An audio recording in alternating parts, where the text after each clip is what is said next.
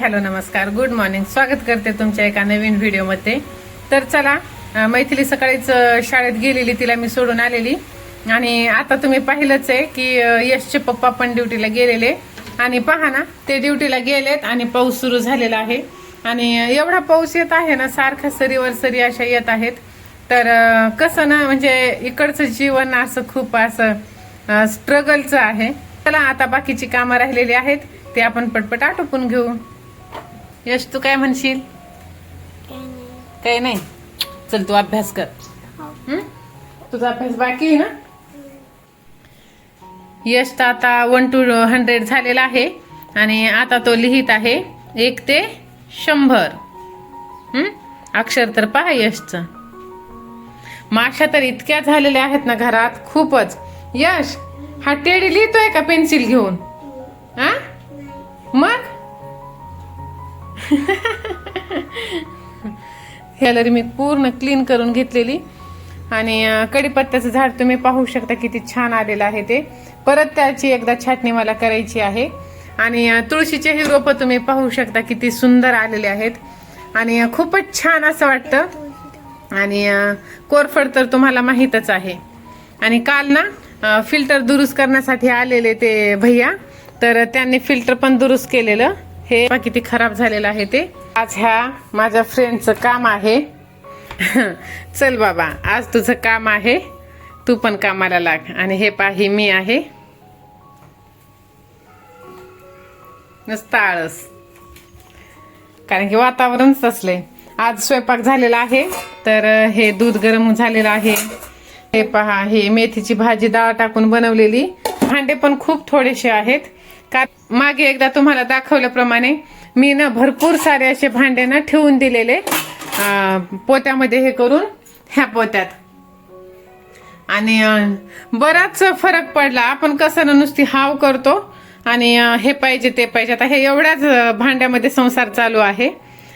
Video शेवटपर्यंत पहा, कारण की शेवटी ना खूप इंटरेस्टिंग आणि आरोग्यासाठी उपयुक्त अशी मी माहिती सांगितलेली आहे. एकदा का कामाचा कंटाळा केला ना, तर मग कोणतंच काम करावं असं वाटत नाही आणि अख्खा दिवस असाच आळसात जातो. आणि माझंही तसंच होतं. पहा, भांडे थोडे थोडे म्हणता किती मोठे निघालेले आहेत. तरीही ना माझ्यासाठी थोडेच आहेत, कारण की पहिले ना असा पूर्ण तो भांड्याचा घर असा गच्च भरून मला ना हे मोठे मोठे जे असतात ना, ते चपातीची जी मोठी ताट असते, नंतर एखादी पातेलं, कुकर वगैरे, हे मला ना साईडला ठेवावं लागायचं.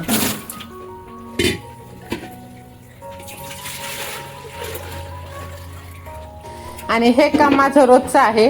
रात्रीचं फिल्टरचं पाणी ना मी तांब्याच्या टाकीत काढून ठेवते.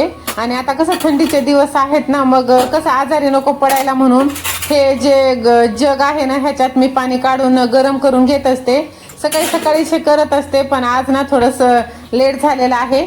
आणि सकाळी पण मी एकदा केलेलं, त्यात मैथिलीच्या 2 बॉटल, ह्यांची 1 बॉटल, आणि परत सकाळी पिण्यात वगैरे आलेलं असतं. त्यामुळे मग कसं ना, पावसाळ्याच्या दिवसात आपण ही काळजी घ्यायला पाहिजे.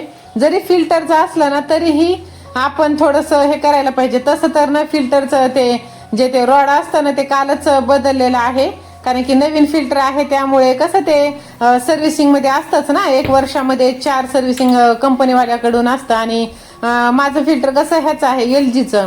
म्हणजे घरातले ऑलमोस्ट सगळेच वस्तू ना अशा LGच्या आहेत. वॉशिंग मशीन, फ्रीज, फिल्टर, अशा बऱ्याच. तर चला, आता सकाळी कसं खूप थंड हवा येत होती म्हणून दरवाजा बंद केलेला.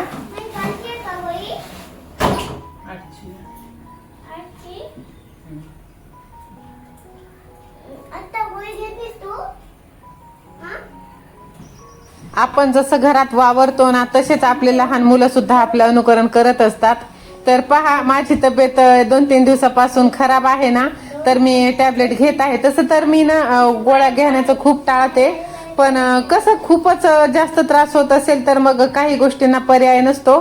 तर माझं बाळ मला विचारत आहे की आजची तू गोळी घेतलीस का म्हणून. आणि हे पहा, सध्या तरी TV बंद आहे. परत बाहेरही खेळायला जायचं नाही, दीदी पण घरी नाहीये. आणि मोबाईल तर दोघे भावंड पाहत नाहीत. मग हे असा टाइमपास ते करत असतात. आणि हे टेडी जर पाहिले तुम्ही, तर मैथिलीचा पहिला बर्थडे आम्ही केलेला मैथिलीचा छत्रपती संभाजीनगरला. तर तेव्हा गिफ्ट आलेले.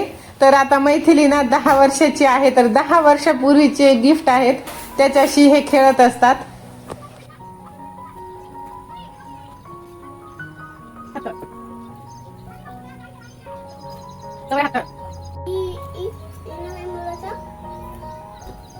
सातावर 71. माझ्या पिल्लूची स्कूल घरीच असते. कसं ना, एवढ्याशा जीवाला आतापासूनच लोड नको, आणि आहे ना, वेळ आहे, वय आहे, तर मग नको एवढी जबाबदारी म्हणून मी काही पाठवलेली नाही. आणि ह्या खेळण्या जर पाहिल्या तर ह्या सुद्धा मैथिलीच्याच आहेत, जे तिला पहिल्या बर्थडेलाच गिफ्ट आलेले आहेत. आणि कसं ना, आपण जशी मुलांना सवय लावतो तशीच सवय मुलांना लागते. पहा, त्या दिवशी उंदीर तर काही सापडला नाही, पण उंदीराने एवढा मोठा पसारा करून ठेवलेला, आणि खूप खूप पसारा झालेला आहे. पहा, तुम्ही पाहू शकता, हे कुरतडलेले, त्याने खूप त्रास दिला उंदीरने. हा सुंदरसा ब्लाऊज तुम्ही पाहिलाच असेल, काल मी साडी घातली होती तेव्हा, तर इतकं छान वाटत होतं ना, खूपच मस्त. तर हे पहा, ह्याची बॅक साईड, आणि खूपच छान वाटत होतं.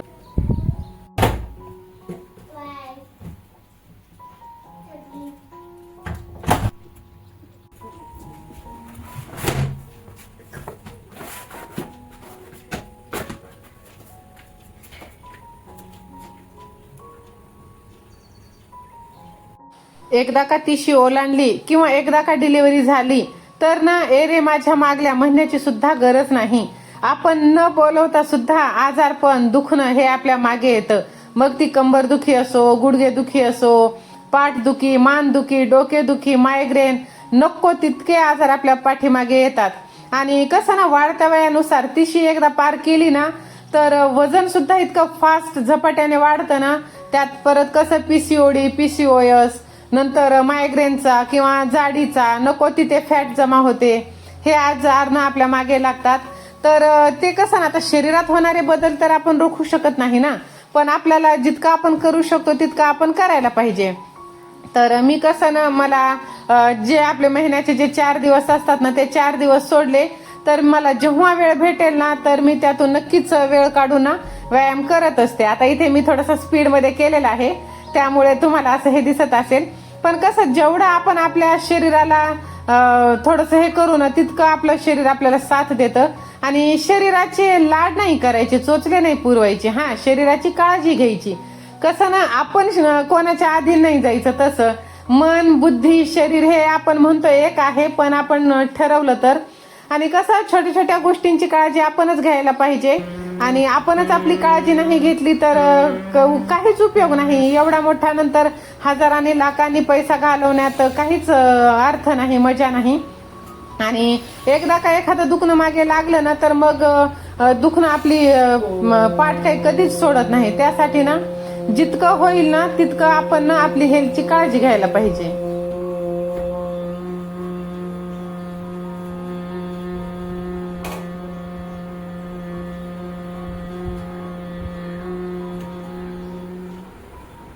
तुम्हाला अतिशयोक्ती वाटेल, पण मैथिली आणि मी जेव्हा आम्ही सोबत बाहेर निघतो ना, तर लोकांच्या नजरांना अशा भुवयाना उंचावल्या जातात, कारण की त्यांना असं विश्वास नाही बसत की आम्ही ना मदर अँड डॉटर आहोत म्हणून. तर चला, कोण कोण योगा करतं, कोण कोण तब्येतीची काळजी घेतं, हे मला नक्कीच सांगा.